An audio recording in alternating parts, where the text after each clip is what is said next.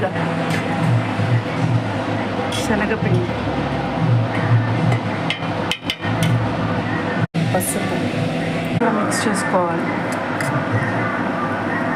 పచ్చిమిరపకాయల పేస్ట్ వేసుకోవాలి. ఇప్పుడు గిన్నెలో ఆయిల్ వేసుకోవాలి. తాలింపు వేసుకుందాం.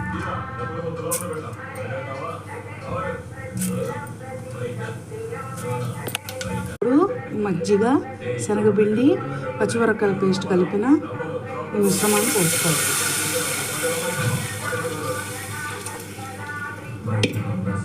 ఇప్పుడు ఇలా కలుపుకోవాలి. ఒక 2 minutes పొంగొచ్చేదాకా కలుపుకొని. సొరకాయ చల్లకూర చాలా టేస్ట్గా ఉంటుంది ఫ్రెండ్స్. ఏం లేదు, ఈజీగా సింపుల్గా సొరకాయ ముక్కలు ఉడకబెట్టి వార్చేసి గిన్నెలో తాలింపు వేసి మజ్జిగ తీసుకొని మజ్జిగలో కొంచెం శనగపిండి, పసుపు, పచ్చిమిరపకాయల పేస్ట్ కలిపి ఇలా పొయ్యి మీద గిన్నె పెట్టి తాలింపు వేసి దాంట్లో అవి పోసి ఇలా పొంగొచ్చేలాగా కలుపుతూ ఉండాలి. సొరకాయ ముక్కలు ఉడకబెట్టేటప్పుడు దాంట్లో కొంచెం సాల్ట్ కూడా వేసి ఉడకబెట్టుకోండి. ముక్కకు ఉప్పు పట్టాలి కదా, అందుకని అలా చప్పగా ఉంటుంది. ఇప్పుడు చూసారా ఇట్లా ఉడుకుతా పైకి పొంగుతూ ఉంది. చూసారా, ఉడకాలి శనగపిండి ఒక 2-3 minutes అంతే.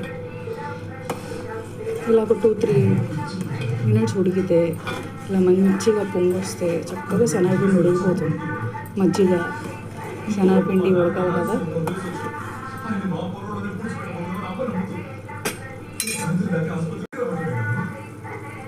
ఇప్పుడు మనం సొరకాయ ముక్కలు వేసుకుందాం. ఇందులో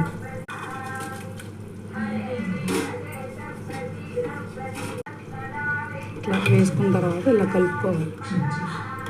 ఇంకొక 2-3 minutes ఉడకనివ్వాలి. ఈ శనగపిండి, మజ్జిగ ఇవన్నీ సొరకాయకి కూడా పట్టాలి. అప్పుడు టేస్ట్ బాగుంటుంది. ఇది ఇలా ముక్కలు ఉడుకుతున్నాయి చూసారా ఫ్రెండ్స్. సాల్ట్ ఇప్పుడు వేయకూడదు, ముందు ముక్కలు వార్చుకునేటప్పుడు ముక్కల్లో వేయాలి అంతే. ఇప్పుడు ఇది మొత్తానికి సరిపడ ఉప్పు లాస్ట్లో వేయాలి. అయిపోయింది. ఒక 2 minutes తర్వాత సాల్ట్ వేసుకుందాం. ఇప్పుడు స్టవ్ ఆఫ్ చేసేయడం. అయిపోయింది. ఇప్పుడు కొంచెం సాల్ట్ వేసుకుందాం.